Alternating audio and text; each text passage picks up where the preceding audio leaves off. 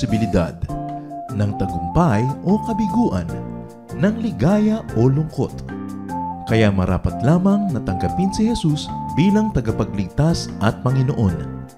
At matapos yun ay panariwain ang katapatan at paglapit sa Kanya bawat araw o day by day. Ang day by day ay naglalayong umalalay sa pang-araw-araw na pamumuhay. Narito po si Kuya Ed Lapis sa mensaheng pinamagatang How to Understand People.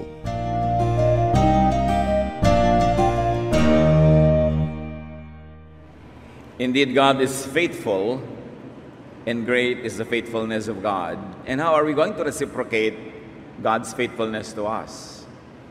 Isa sa mga pinakamatataas na uri ng pag-worship ay pagpapatawad sa mga tao. But you ask, forgive people? How do you forgive people who hurt you? Or even ask, love people? How do you love people that should be hated? Why was Jesus forgiving, and how could Jesus be forgiving? How could people like us forgive people like us? To forgive and to love, we must first get familiar, know, and then understand people. You have to be familiar with people. Kaya mas namamahal natin, nauunawa yung mga taong kilala natin. Sabi nga ng isang maikling tula, we first endure, then pity, then embrace. Bago ka makayakap, magkakaroon ka muna ng habag o kaya ay emotional association. Pero sa simula, tinitiis-tiis mo lang dahil hindi mo pa naman mahal ang tao. How to understand people to the point of forgiving, even loving them. Yan po ang ating pag-aaral at nawa, lahat tayong mapagpala ng Panginoon and will learn a thing or two about understanding people. Dear God, we thank you for understanding us. You made us and you know us, and we thank you that you love us. Turuan mo kami, Panginoon, na yung pag-ibig, pag-unawa mo sa amin, magawa rin namin sa aming kapwa. Right now, we ask you to be our speaker, enlighten us, ituwid mo kami, Panginoon, turuan, papagliwanagan ng isip, at patawarin mo kami sa aming mga kasalanan, sa mga kalikuan, mga kasamaan namin. Hugasan mo kami ng dugo ni Jesus, Panginoon.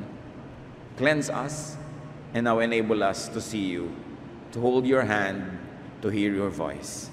Be the speaker, Father. Use your servant only as your instrument, but you be the speaker. Bless us with your wisdom. In the name of Jesus, your Son, our Lord, our teacher and friend, we pray with thanksgiving. Amen. How to understand people?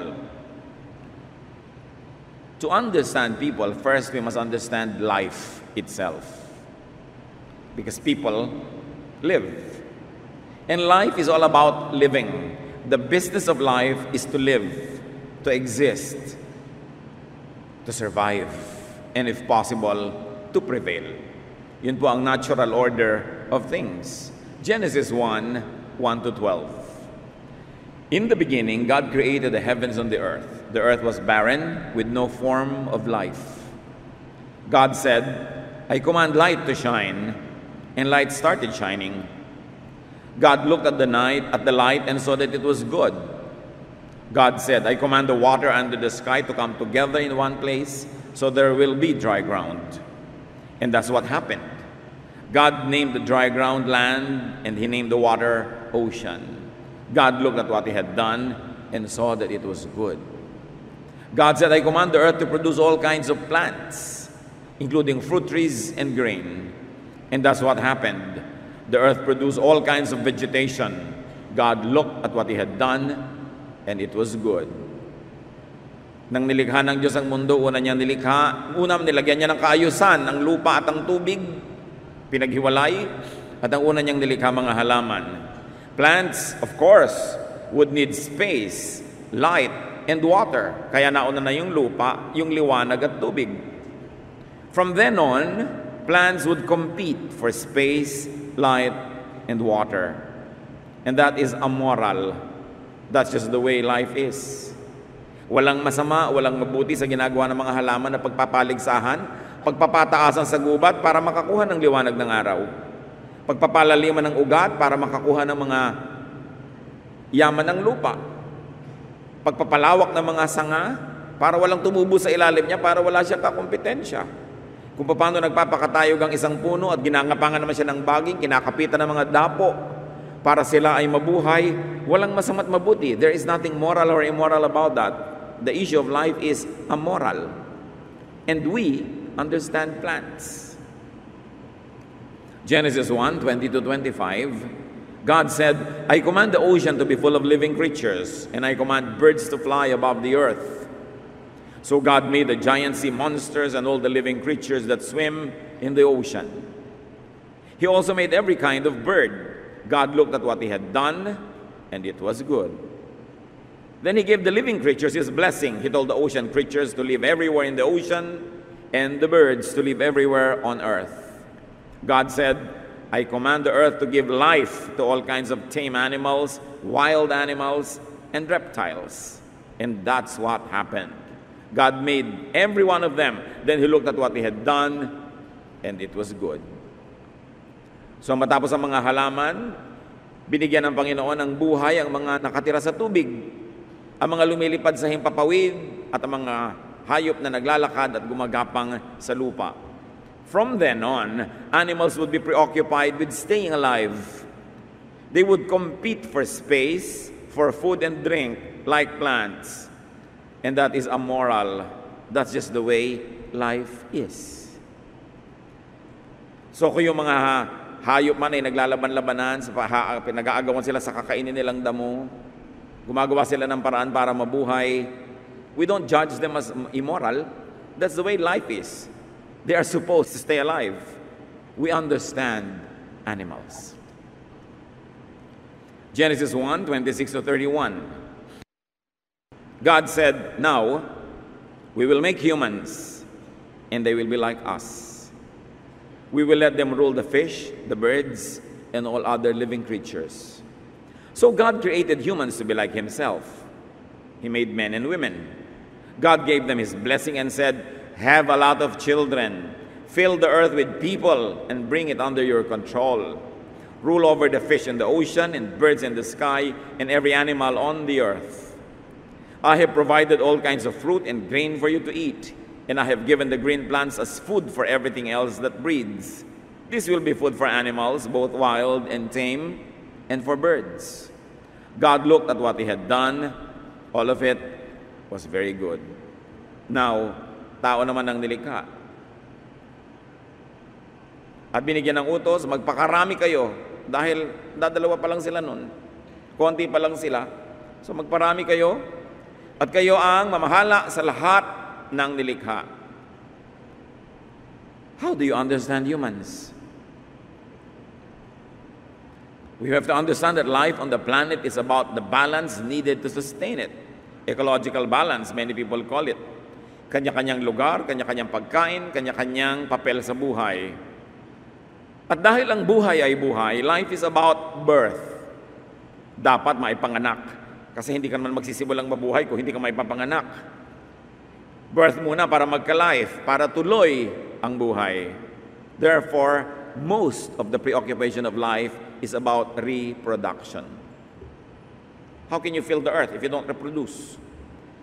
How can you dominate God's creation and rule over it if you are a few? So there's one basic truth, that life will mostly be about sex. And it is something that you have to understand from the beginning, or you will misunderstand it all your life. The cycles of life is about puberty, courtship, marriage, childbearing, and even the undesirable extramarital affairs, the attendant lust that goes with being naturally inclined to reproduce, and then all the troubles of being together that leads to divorce, and then remarriage to have a second chance at life again. All these are about reproducing so that you will have offspring or having a partner so that you will have a better quality of life. And even doctors tell us that those who have partners are healthier and they live longer and they respond better to medication. So life is about staying alive and staying well. Dikta yan ng kalikasan, hinihingi ng buhay. Genesis 1, 27-28.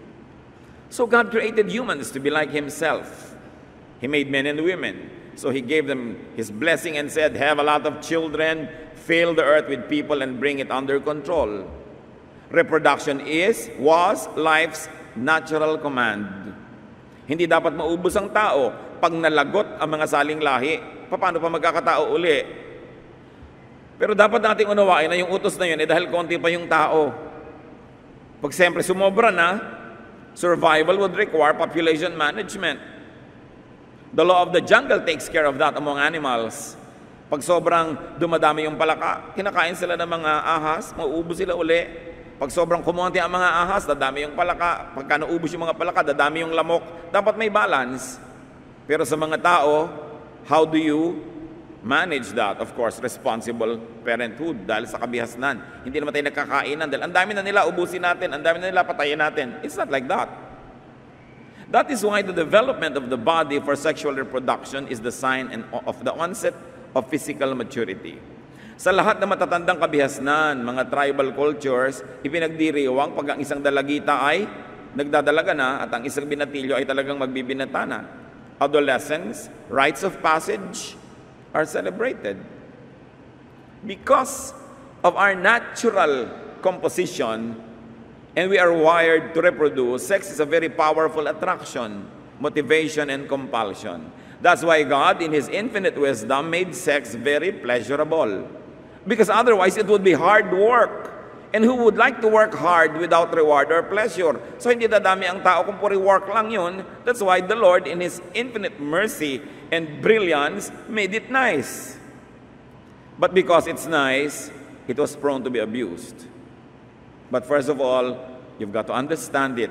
Ganun talaga, takda, that people will be sexually preoccupied. That is why reproduction, together with real estate, is a major theme in the history of the Israelites. Pag binasa niyo ang Old Testament, dalawa lang ang theme niyan. Pagpaparamihan, panganganak, kahit sa anong paraan, at pagkuha ng mga lupain, pagde-defend dito, at pagsakop sa iba pa mga lupain, at paglalagay ng mga bakod at muhon at mga tanda. Yan ang preoccupation ng Old Testament because Israel was preoccupied with survival. So they always had to be concerned about population growth and real estate management because they were always threatened with decimation. Parang lagi na lang silang mauubos, kaya pati kakainin nila, sobrang ang daming bawal, safe na safe dapat, ang daming tradisyon to keep the population alive, at least until the Messiah was born. Kaya merong mission yung mga Israelites to keep themselves alive. Kaya giyera dito, giyera doon, diet dito, diet doon, at anak dito at anak doon. You will notice that even Jewish morality bended with demographic needs. Ang kanilang sense of right and wrong was shaped by their need to have children. That's why it was all right for the men to have multiple wives. Kasi giyera sila ng giyera, mamamatay yung mga kalalakihan, uuwi ngayon ng konting lalaki, ang daming babaeng balo. Anong gagawin mo doon? Sino magpapakain sa kanila? Paano sila magkakaanak? So kailangan anakan sila ngayon ng mga natirang kalalakihan. Kaya ang dami nagiging asawa ng mga lalaki nung araw because they were very, very preoccupied with continuing the line. Kaya maraming teaching talaga sa Bible, kung tutuusin mo, lalo sa Old Testament, ang sinasabi lang, sayang ang sperm. Bawal ang sexual activities na nag-aaksaya nito. Pag binasa niyo ang Bible, kaya maraming mga sexual questions tungkol dyan. Bakit namatay si ganon? Bakit napagalitan yun? Kasi nag-aaksaya sila. In the Old Testament, it was the glorified virtue for women to bear children. Kaya parang isinumpa ka kung babae kang hindi magkaanak. As many as possible dapat ang anak. And it was the virtue of men to sire children with only lip service to faithfulness to a wife or to many wives.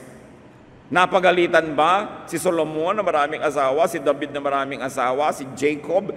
Lahat sila. Bakit ganun nung araw? Because they only wanted to be many. Yun ang takda, kailangan mag-survive. And it was considered a blessing to have many children. Siyempre, noon yun, nung maluwag pa yung planeta. Pag wala ka nang maipakain, maitustos, hindi na blessing yun. Dapat nang i-manage. But what's the point here, brothers and sisters? Understand, living beings, plants, animals, the birds and the bees will be sexually obsessed. You have to understand that. You have to begin with that fact so that you will have a grasp of the real situation of people. Pati mga bulaklak, kung nanonood kayo ng mga palabas sa TV tungkol sa biology, mga halaman, flowers, pollination are all about sexual reproduction. The flower of a plant is nothing but its sexual organ. At anong ginagawa ng mga halaman sa kanilang bulaklak? Kinukulayan, pinapabanguhan, nilalagyan ng mga dekorasyon para maakit nila ang mga bubuyog at sila'y puntahan so that there will be pollination or cross-pollination. Whenever you see a flower or a bee, you're seeing sex. And there's nothing immoral about it. Itinakda yun na dapat magkaganon. Ano ngayon ang kinalaman natin dyan? Understand that people will be sexually obsessed. Huwag itong pagtakhan. Hindi ko sinasabing tolerate or encourage, but at least understand it.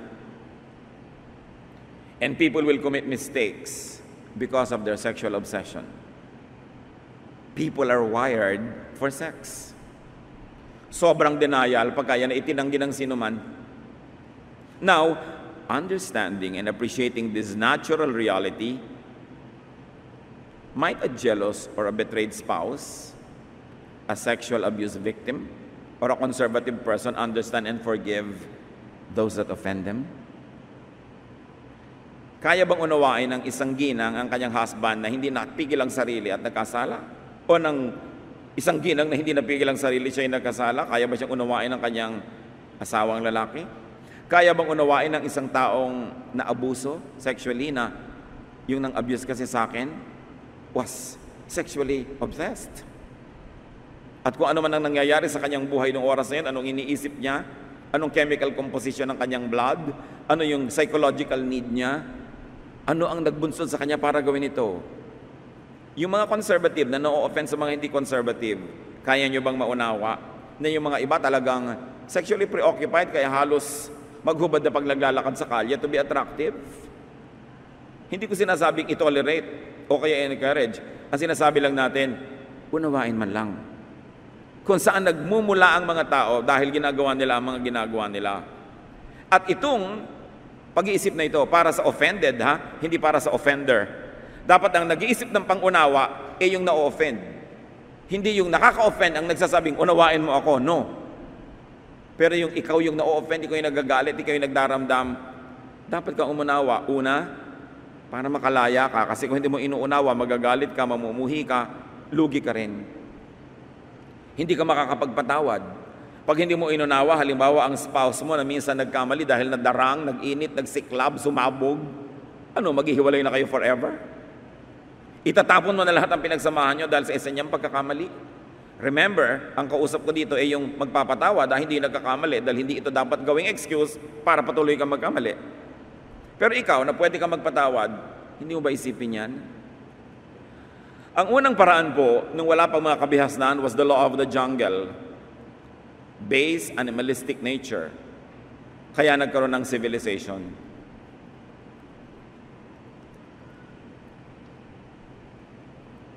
Ano ba ang sibilisasyon? Ano ba ang kabihasnan? Ang civilization dapat may law. May bawal at may parusa sa gagawa ng bawal. Bakit? Pag pinagsama-sama mo ang lahat ng tao na sexually preoccupied, pag pinagsama-sama mo ang lahat ng taong gustong kumain, gustong mag-survive, gustong manaig, ano mangyayari? Chaos, violence. We will trample on the human rights of others. Kaya nagkakaroon ng batas. Yun ang sibilisasyon. Survival of societies depend on order, especially with everyone's overlapping sexual and territorial interests. Bakit may mga taong kailangang magkaroon ng teritoryo katulad ng mga Israelites noon? Pag natutulog ka, ilalakad yung bakod niya papalaki, yung bakod mo lumiit ang lote mo. Kainan ng lote, agawan ng mana, agawan ng mga porsyento sa sales. Yan lang yun puro agawan. Because of the basic instinct of people to want to survive. And if possible, beyond survival, to prevail, to dominate. Tulad ng ginagapang ng baging yung halaman hanggang makuba yung halaman at baging na lang na buhay, which is considered immoral among plants. And because we are part of creation, meron tayong likas na gusto mong manaig, gusto mong lumamang, gusto mong ikaw yung makakain, gusto mong agawin yung asawa ng may asawa, kaya may batas. Kaya nagbigay ang Diyos ng batas At kaya ang bawat sibilisasyon na may batas, sapagkat hindi pwedeng sundin ng tao lahat ang gusto niya. Dahil marami siyang gusto na hindi naman kanya at hindi dapat niyang makuha. Meron siyang mga gusto na lampas na sa dapat niyang matanggap. Pero ang tendency ng tao, because of this dictation of life to continue itself, we will tend to be selfish, greedy. We will tend to be immoral and bad. When uncontrolled, when unchecked, people will become beasts. Kaya may batas. There is morality, a concept of right versus wrong behavior, which from society to society changes. Dahil kung ano ang pangangailangan ng society na yon, anong tunay nilang kalagayan, ano ang reality nila, nag-a-adjust doon yung kung ano yung tama at mabuti sa kanila. May mga society sa limbawa na tama lang sa kanila na sunugin nila yung gubat, kasi kainginero pala sila. Pero sa mga environmentalists, hindi tama yon kasi ayaw naman nilang makalbo yung gubat. So nagkakaroon ng kani-kanyang mga pagpapalagay, kaya nagkakaroon ng isang batas sa pambansa para ang lahat doon magsasubmit kasi hindi pwedeng kanya-kanya. Kaya bawal magtapon ng mga basura sa ilog at sa mga kanal kasi alam natin na pag napuno ng basura ang mga kanal at umulan, hindi dahil yan tubig, babaha. Everybody's affected. Kaya may batas. That's why there is desirable and undesirable behavior dictated by tradition. There are laws and legal punishments, and they were developed. And more than that, God instituted religion, the arbiter of correctness and wrongness. That's why the Lord appointed prophets and priests to arbitrate and to tell people what is right and what is wrong. Not that because people need to be told, because they know anyway, but because people would like to do what's wrong because it will give them more benefit. That's why it has to be controlled. Katulad na lang ng sobrang sexual appetite, Exodus 20 verse 14, isa sa mga 10 commandments, be faithful in marriage. So hindi mo pwedeng sabing, kasi nag-iinit ang aking damdamin, may apoy sa aking kandungan, busan mo ng tubig. Hindi pwedeng may apoy sa aking kandungan, tapos paglalagablabin mo hanggang buong barangay nagsiklab. May batas ang Diyos tungkol dyan. Hindi pwedeng sinusunod ang lahat ng likas. Kasi dadalhin yan tayo sa gulo. Exodus 20:17, another commandment, do not want anything that belongs to someone else. Don't want anyone's wife or husband. So yes, heaven wired you to want to reproduce, to want to have sexual pleasure, but there are limits. So those who are married are limited to their partners. And those who are single should not mess with those who are married because those married people should be limited to their partners also. So ngayon pinagbabalanse mo yung natural, yung likas, yung biological, at yung spiritual, yung tama, yung mabuti. May remedy naman because people nga are sexually designed to be active. 1 Corinthians 7:9, sabi ni Paul, if you don't have enough self-control, then go ahead and get married. After all, it is better to marry than to burn with desire. So sabi ni Paul, also, meron kayong mga desires, pues mag-asawa. Ano po yung unsaid? That everything is honorable in the marriage bed. Na dapat lahat ng siklab, apoy, init, lagablab, gawin nyo within marriage and it's acceptable, even honorable. But outside of that, the law of God and the laws of most lands prohibit it. So marriage, yung ginawa sa Bible na solution sa gulo. Meron kang pagdadalhan ng mga natural mong mga nararamdaman, pero may tamang lugar doon at tamang panahon. And outside of that is not acceptable. To establish order, behavior has been controlled by the temple and by the palace, by the church and by the state. Kaya may mga bawal na legal at bawal din na moral. And usually governments and churches agree on what is wrong and what is right for a certain culture or a certain country. Traditions and social punishments were glorified. Kasi magulo pag walang ganon. At bakit nagalit ang Diyos sa Malakay 2:14? And why isn't God pleased? It is because He knows that each of you men has been unfaithful to the wife you married when you were young. You promised that she should be your partner, but now you have broken that promise. Ito yung sumbat ng Diyos sa mga kalalakihang nagtataksil sa kanilang asawa. Sabi ko noon, galit ako sa inyo. Hindi ako natutuwa sa inyo dahil pinagtataksilan nyo ang mga babaeng pinakasalan nyo ng mga pare-pareho pa kayong bata. Bakit nyo sinisiraan yung pangako? Habang inuunawa ng Diyos that people have sexual needs and urges, He has placed correct venues for such activities, and that is within marriage. Morals, values, institutions, regulations are for order, for smooth interpersonal relations, and for function as community. Hindi ka naman nabubuhay para lang sa sarili. We all share time and space. So there are rules that govern our behavior. Dahil sa selfishness ng tao, kinailangan ng batas at kinailangan ng parusa. Saan man na matinong lipunan, saan man na matinong kumpanya, saan man na matinong pamayanan o pamilya, pinaparusahan ang mali. Pagkat pag hindi mo pinarusahan ang mali, lahat na magkakaroon ng lakas ng loob na gumawa ng mali at magkakawatak-watak, magkakagulo-gulo ang lahat. Regulations are for survival of groups and individuals. Napaka-importante. So understand, in order to survive, thrive, and dominate, some persons could be selfish or selfless. Magkaiba yan, selfish or selfless, pero pareho lang yan, at the end of the day, the person satisfied himself.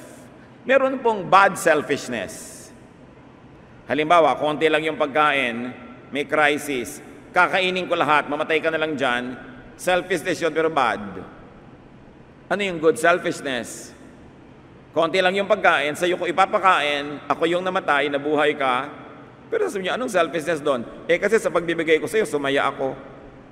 Sa katunayan, kung hindi kita bibigyan, lulungkot ako, so ibibigay ko na lang kahit ako yung mamatay. So there's still a tinge of selfishness in it, except that it is a good selfishness against the bad selfishness, parang good cholesterol against the bad cholesterol. Kahit yung mga hero, okay, nagpakabayani si Jose Rizal, niya niya ang sarili niyang mamatay para sa bayan, gusto rin niya. Handang-handa nga siya. So, yung selfishness niya, nakinabang tayong lahat, pero at the end of the day, nakinabang din siya.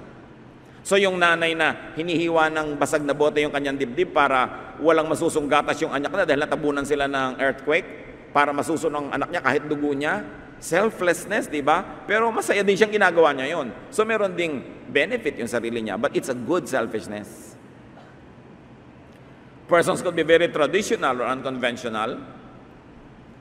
Persons could be conservative or innovative, individualistic or groupist. In other words, iba-iba ang tao. Kuminsan hindi mo magugustuhan yung hindi mo katipo, pero isa lang naman ang gusto ng tao Makamit niya yung gusto niyang makamit, magawa niya yung gusto niyang magawa, mangyari yung gusto niyang mangyari, magkakaiba lang ng approach. Some people think that they will survive by being individualistic. Some people think that survival is better when you're groupist. So magkakaiba yung attitude, pero survival pa rin ang layunin. Kanya-kanyang approach, style, pagsisikap mabuhay, at kuminsan pagsisikap manaig o magwagi.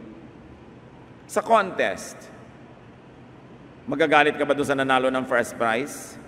Samantalang pwede rin naman na ikaw yung nanalo, kaya lang hindi ikaw yung nanalo. So there is nothing immoral about winning because you all join it, except that some win and some don't.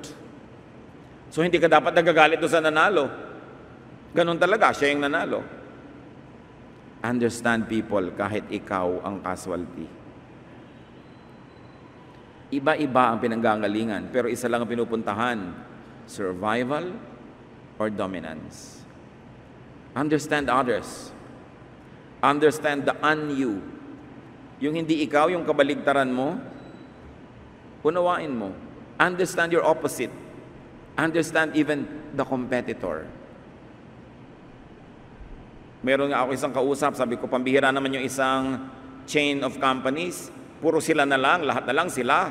Ang dami-dami na nilang branch, sila na lang nang sila. Sabi naman itong isa, kasi magaling lang sila. Kung hindi naman sila magaling, yung ibang brand ang dadami ng dadami. Ganun lang talaga. Ganun ang buhay. Ba't ka naman nagnenegosyo para kumonti ang branches mo? Di ba? Gusto mong damihan? At kung kaya mong damihan at magagawa mo, dadamihan mo naman talaga. Yung iba hindi lang dumadami dahil hindi nila magawa. So, ganun talaga yung buhay. So, uunawain mo. Understand even favoritism. O hindi kayo paborito ng nanay nyo, siguro hindi kayong kamukha. o hindi kayo yung kamukha yung ugali, ang paborito yung kapatid nyo. Why? Bakit may favoritism? We tend to like people who are like us. Why? By seeing ourselves in others, we see strength in numbers, strength in companionship, so we like them. We don't like people who are not like us. Why? Because they contradict what we want. Ganun lang yon. So pwede mong maunawa yung iba ang pananaw, iba ang ugali, kasi iba sila eh. Tapos sasabihin mo, pambihira naman, inunahan ako ng babaeng yung sa silya. Naunahan ka lang, pero hindi ba possible naman na ikaw yung mauna? Ganun talaga yung buhay. You've got to understand even deception. For survival, sometimes for victory. Hindi ko sinasabing tolerate or encourage, but you've got to understand it. Yun nga Venus flytrap. Kala mo inosente ang halaman, yung pala dinedeceive niya yung mga insekto. Pag uminom sila doon sa akala nila'y tubig, acido pala, madadigest sila. Yung may mga halaman na nagkukontrol, bulaklak, pag may dumapong insekto, bigla nilang lululunin. Nakikita niyo sa TV? Nature is full of it. Why? Because things have to eat. Ngayon, kung ikaw yung nakain, sorry ka na lang. Naging tanghalian ka ng pating, there's nothing immoral about that, no? Madalas naman, sila naman yung nakakain. Ganun talaga yung buhay. The early bird catches the worm, but the early worm gets caught. Paano naman mabubuhay yung mga ibon kung wala silang natukhang mga uod? Sorry mo na lang kung ikaw yung uod today. Ngayon, nabubuhay, ilang bilyong alamang nang nakain ninyo? Nabibilang ba yon? Ang dami nun. Ang dami-daming alamang na kailangan mamatay para lang may sausawan ka ng kare-kare? O ilang itlog ang hindi naging manok dahil gagawin yung breakfast? Ilang baka ang kailangan pumasok sa lata para may corned beef ka pag umaga? Which is not advisable kasi may preservatives. Pero ilang manok na ang naputi ang buhay dahil kailangan mo ng barbecue? Di ba ganun talaga? Siyempre, yung manok pag hinahabol mo sa probinsya, hinahabol na lang yung manok kasi gusto nilang kainin. Siyempre, yung manok lipad ng lipad. Magagalit ka ba dahil gusto niyang mabuhay? Pero magagalit ba yung manok dahil gusto naman ng taong may kainin bukas? Yun yung buhay. Pag inunawa natin ang ating kapwa-tao from that point of view, sa sabong pambihira naman yung pinsan ko na yan, inagawan kami ng mana, sa takot niya siguro maghirap, sa gusto niyang manaig, dinesib ka. Kaya may batas. At kaya dapat marunong ka para hindi ka ma-deceive. Dapat hindi ka nandadaya at hindi ka rin padadaya. Because life forms must live. And often, it is at the expense of other life forms.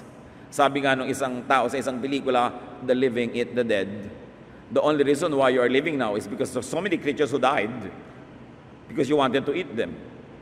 Agawan. Kaya mo bang unawain ang agawan kahit ikaw yung nawalan? Ang taas nito mga kapatid ang pinag-uusapan natin. Kasi ang taas na ng spirito mo, pag naagawan ka na, naunawa mo pa yung agaw. At may mga taong ganon, na-snatchan, tapos napaupo, niya kawawa naman. Sino ikaw? Hindi siya. Bakit naman kailangan pa niya mag-snatch? Maunawain. Naiintindihan niya kailangan mabuhay yung tao. Pero pag laging ang tingin mo sa kapwa ay kalaban mo dahil lang gusto niyang mabuhay, magagalit ka sa lahat ng kapwa mo tao kasi lahat ng kapwa mo tao gustong mabuhay. Magagalit ka doon sa na-promote sa office. Yan kasi sip-sip, na-promote tuloy. Kasi ganito. Siyempre, ikaw ba ayaw mo ma-promote? Ang salagay, wala siyang gagawin para hindi siya ma-promote. Natural lang yun. Kaya may the best person win. Ganun lang yun. Walang personalan. Now, use this to understand, not to seek to be understood. Do not use this as an excuse to be uncivilized. But when people are uncivilized to you, at least understand them. Sasabihin mo, kasi tao. Kasi marami nagtatanong lagi sa akin sa tagal-tagal ko ng pastor mga kapatid, na 3 dekada, Pastor, paano po ba nagpapatawad? Hindi ko talaga magawa. Hindi ka nakakapagpatawad kasi hindi mo inuunawa. Pag naunawaan mo na, doon ka lang nagpapatawad. Kaya ang mga magulang, madali magpatawad. Kung minsan hindi pa nga nagkakasala yung anak, napapatawad na. Bakit? Kasi kilala nila yung anak at inuunawa nila. Bakit po violento yung anak nyo? Tapos napang-asawa ko siya. Alam mo kasi iha, nung bata yan, nabagok. Nadagan na ng tren ng ulo niya. So, dahil nauunawaan mo siya, napapatawad mo. Bakit po ang damot-damot ng anak nyo? Kasi alam mo nung maliit yan, taghirap kami nun, wala yang nakaing masarap, at nag-aagaw-agaw sila magkakapatid, lagi siyang talo. Kaya ngayon, ayan, hanggang ngayon, nakikipag-agawan pa. You understand because you know. Hindi ko sinasabi mga kapatid na mag-tolerate tayo at gawin nating masama ang ugali natin. Pero pag may taong masama ang ugali, hindi nyo mapatawad, subukan nyo unawain muna. Bakit siya ganun?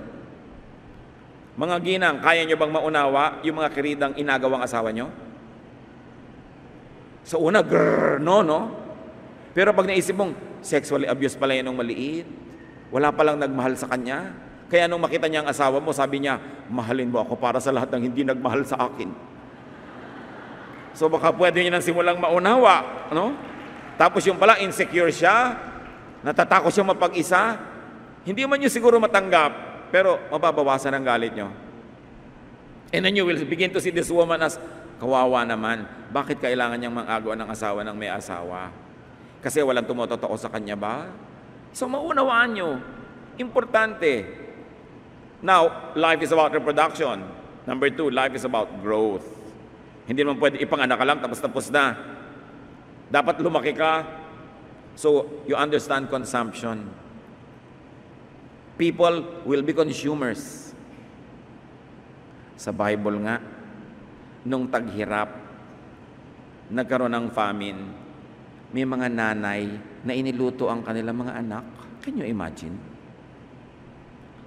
Tapos, nagpatalinuhan. Yung dalawang nanay, sabi niya, alam mo, lutuin natin yung mga anak natin. Sabi naman ng isa, sige, yung anak mo muna. Pumayag naman tong isa.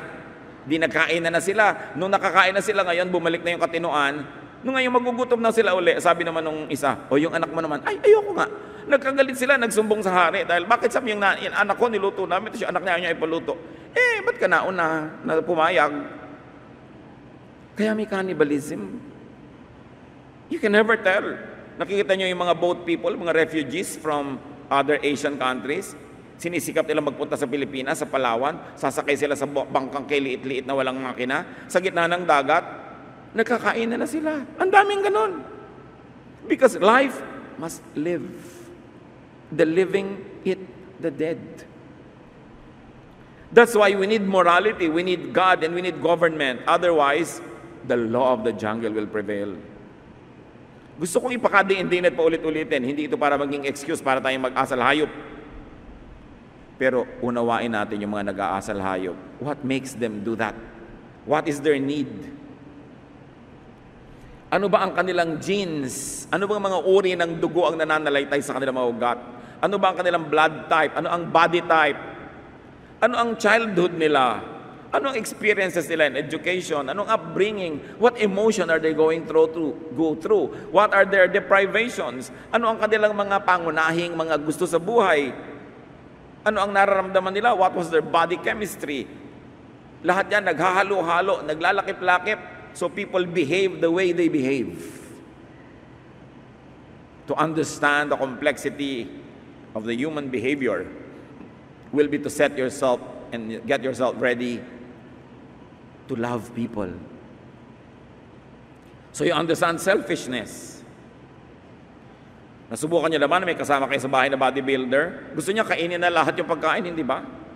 Parang lahat ng karne doon, lahat ng steak doon, kailangan makain niya. Kasi yung mga muscle niya, bawat niya nagsisisigaw, karne. Calcium. Kaya nangangayayat yung mga asawa ng bodybuilder. Liba na lang ang laki ng budget nila. Sa kanya napunta lahat yung calcium. So may mga nang-uuna, nag-aagaw, kasi tao. Nag-aagawan sa bus, nag-aagawan sa ganito, kasi gusto makauwi. May nakatakda sa tao, tulad ng genes, at meron din naman nakokontrol, kaya tinitimpla. Pag alam mo, nagaling ka sa isang lahing marahas, isang lahi na mainitin ang ulo, lagi nagagalit, alam mo na magtatrabaho ka extra hard to control it. Kasi you're genetically predisposed to be violent. May genetics involved Pero hindi yan excuse dahil may spirito tayo that is above matter. Kaya laging tinitimpla yung lupa, yung espiritu, yung makadiyos, yung makalupa, para magkaroon tayo ng behavior na katanggap-tanggap para sa lahat ng nasa paligid sa atin. So life is about reproduction, life is about growth, and life is about continuity, perpetuity. Dapat tuloy-tuloy ang lahi, ang mga saling lahi. And that brings us back to reproduction. Kaya yung sex na yan, isa sa napakalaki mga motivation sa mundo. Hindi yan matatapos, hindi yan mauubos. Live with it because it's there. You only have to put it under control. You have to put it under checks and balance, under the checks of decency, morality, correctness, but it will be there. You've got to understand it, that once in a while, people who work hard to check themselves will have lapses, will fall, will have errors. What do you do when that happens? Sasabihin mo, tao kasi. Ang nagsasabi nun yung na-offend, hindi yung offender. Reproduction, progeny, heritage, this is main. Kaya sobra tayong magmahal sa anak. Bakit mahal na mahal ng tao ang kanyang anak? Bakit kahit unggoy, mahal yung anak niya? Bakit kahit bibe, mahal yung anak niya? Yung manok, mahal yung kanyang mga inakay. Nagpasya ba yung manok na mamahalin niya yung inakay? Nagpasya ba yung bulate na mamahalin niya yung kanyang anak? Nagpasya ba yung mga pagong na poprotect nila yung kanilang mga itlog, tatabunan nila ng mga buhangin? No, nakatakda, inilagay doon ng Diyos. Mamahalin mo ang iyong anak. Bakit? Through your anak, mabubuhay ka forever in the sense that your genes will flow from generation to generation. There will be perpetuity. There will be eternity. Kaya likas ang pagmamahal sa anak. Napaka-abnormal na hindi mo mahal ang anak mo. Ngayon, mahal mong anak mo, gusto mo siya maging first honor. Mahal din ng kumare mo yung anak niya, gusto niya maging first honor. Naglalaban ng kayo ngayon. There is nothing immoral about it. May the better person win. Walang personalan, kung yung anak niya naging first honor, naggalit na kayo forever dahil natalo yung anak mo. Ganun talaga. Natural lang sa kanila, gusto nila siyempre manalo, pala nga namang hindi. So, importante mga kapatid, unawain ang kapwa. But above the genes, above body chemistry and electricity, is the Spirit of God that should prevail. Dahil may inilagay ang Diyos sa tao na wala sa mga hayop, ang kanyang espiritu. So hindi mo excuse yan para maging asal hayop. Kasi hindi ka lang lupa, ikaw din ay espiritu. Because God breathed His Spirit into dust and humans were formed. Pag nagkakaroon tayo ng pagtatalo, magpapakahayop ba ako, magpapakatao, kailangan ba bang pag-isipan yun? May choice tayo. Piliin natin magpakatao. Magpapakahamak ba ako o magpapakadakila? Piliin natin maging dakila. Isusuko ko ba ang lahat ng katwiran, lahat ng tama, para lang mapagbigyan ko yung gusto kong ako makakain ng gusto kong kainin, ako manalo ng gusto kong mapanalunan, o magawa ko lahat ng mga sexual desire ko kahit kanino? Piliin natin na pigilin ang sarili. Dahil bunga ng Espiritu ang pagpipigil sa sarili. Ang mga hayop hindi nagpipigil sa sarili. Ang mga aso nagsisex kahit sa plaza, kahit sa elevator o escalator. Pero hindi tayo hayop. Tao tayo. Dapat tayo ay pinamamahalaan ng decency, morality, nobility of character, because we should not offend the Spirit of God that resides in our bodies. Yun ang batas sa sarili. Ang batas mo sa iba, to understand, to forgive, and to love even those that offend and victimize us. To do that, we need to understand life, the composition, needs, and the point of view of the other person. You've got to look at life from the point of view of your opponent, from the point of view of your competitor.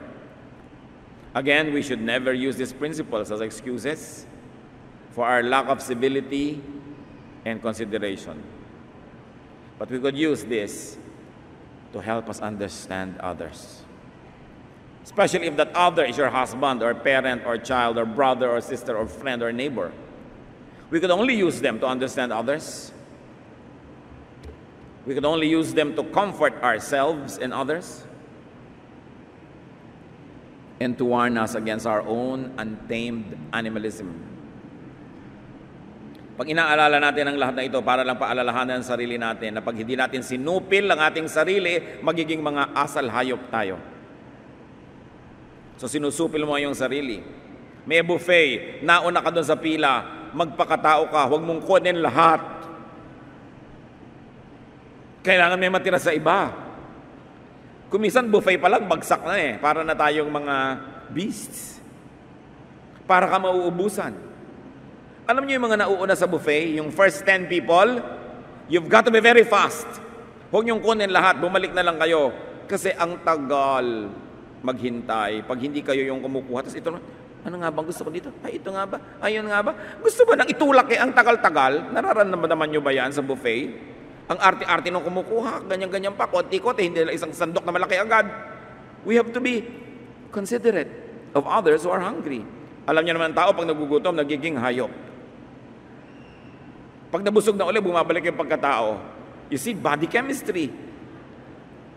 So be generous and understanding of others.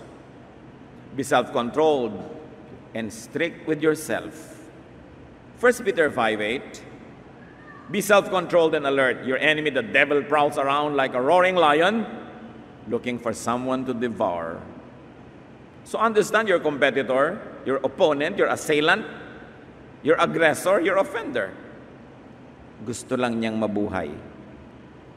Kung minsan kailangan niyang agawin sa iyo yung ikakabuhay niya, kaya bantayan mo.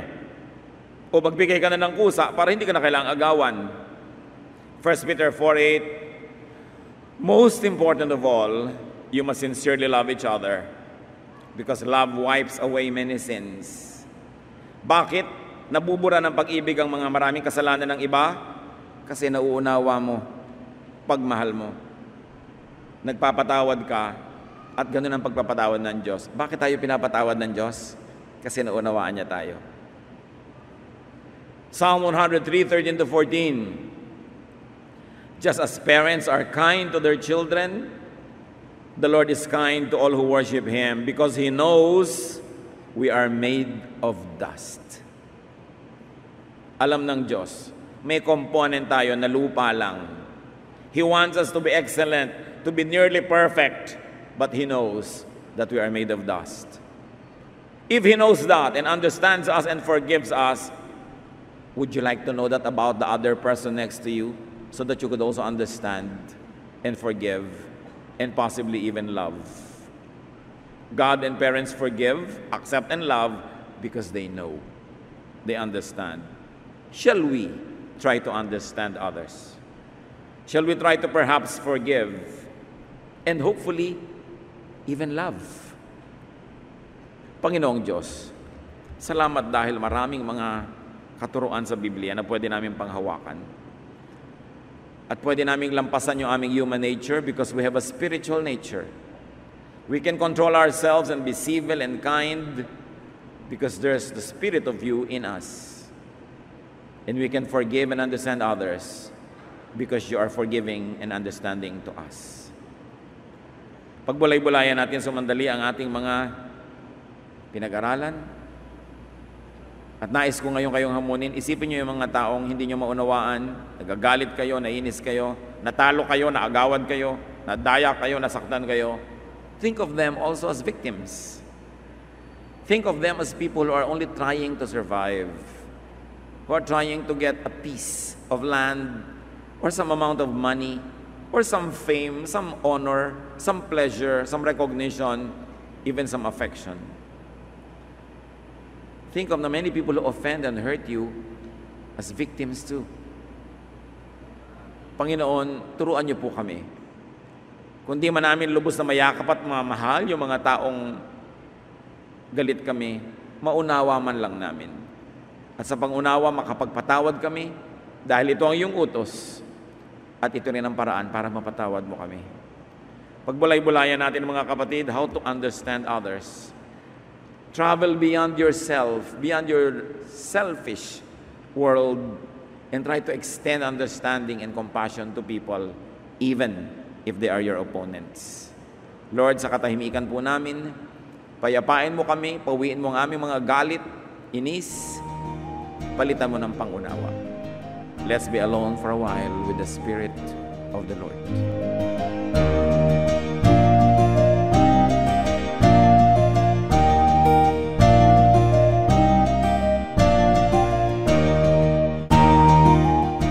Ang katatapos pong mensahe ni Kuya Ed Lapis ay pinamagatang How to Understand People.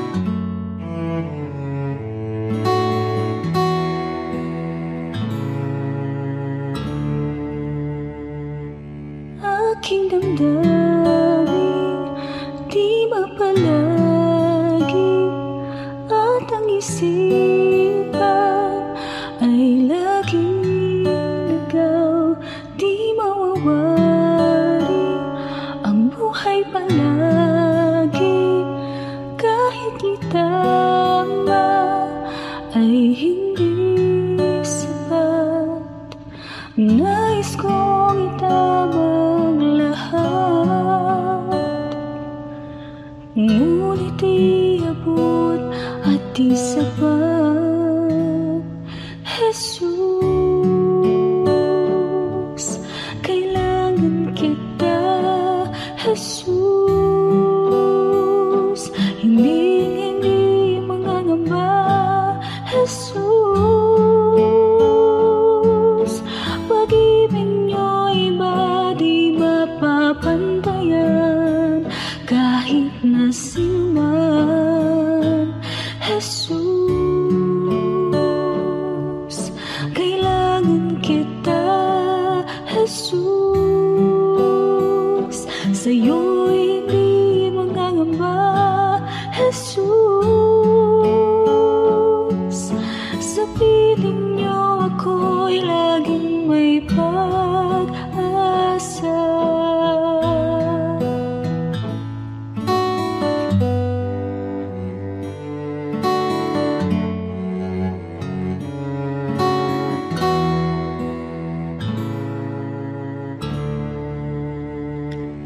Aking damdamin, di mapalagi, at ang isipan ay laging ligaw, di mawawari ang buhay palagi, kahit itama ay hindi sapat. Nais kong itama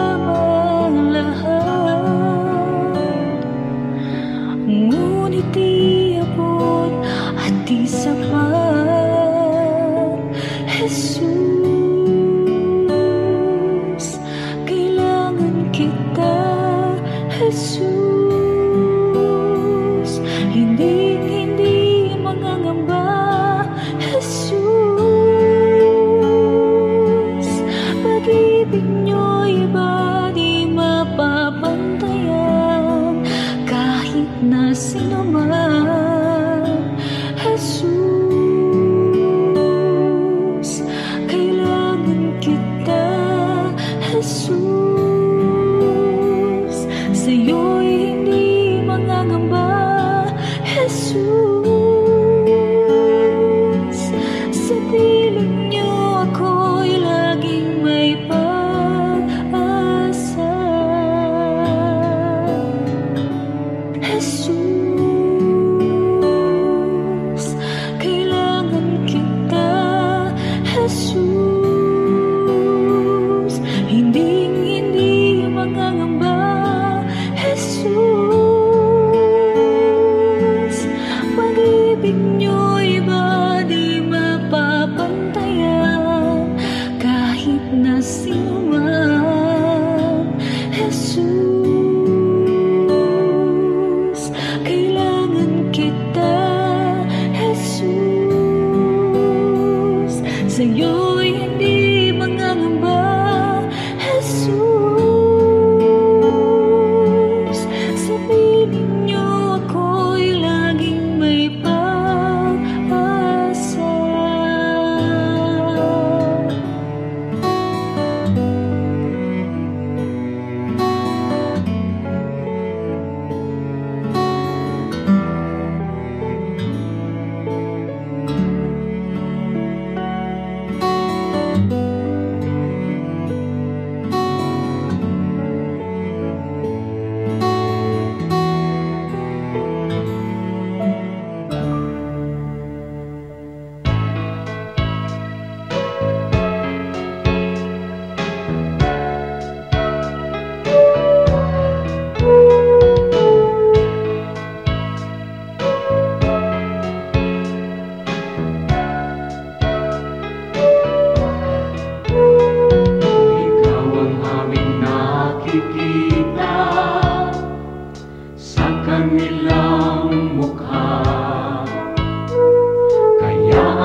mabuting balita, binabahagi sa mga dukha.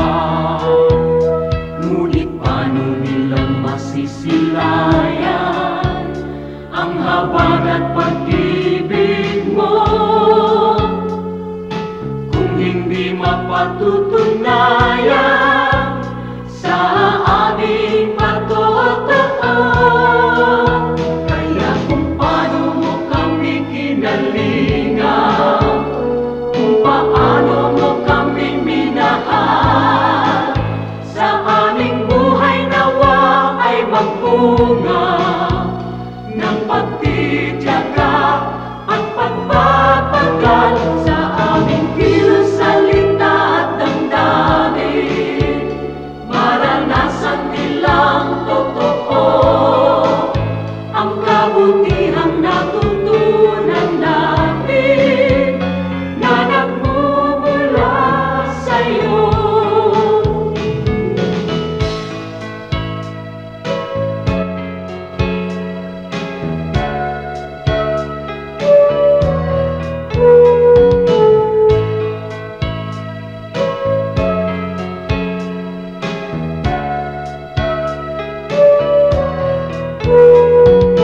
Kung ang tao at ang lipunan ay laging makasarili, sa'yo ang bagong panuntunan, ang maglingkod at magsilbi.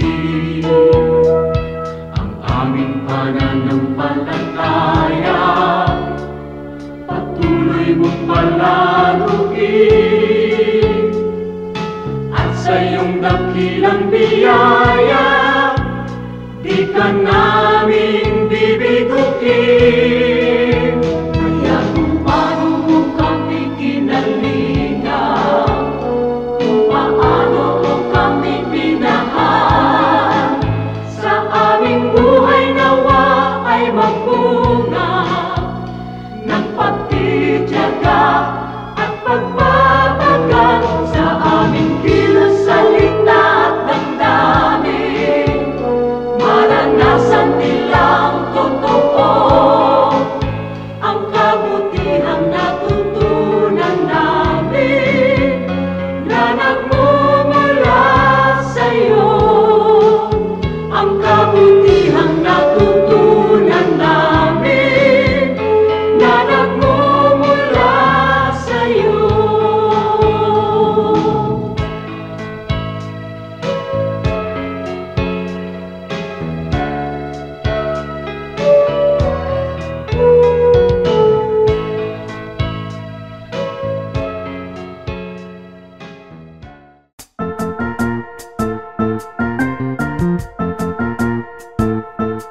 Oras na po para pansamantalang magpaalam ang programang Day by Day.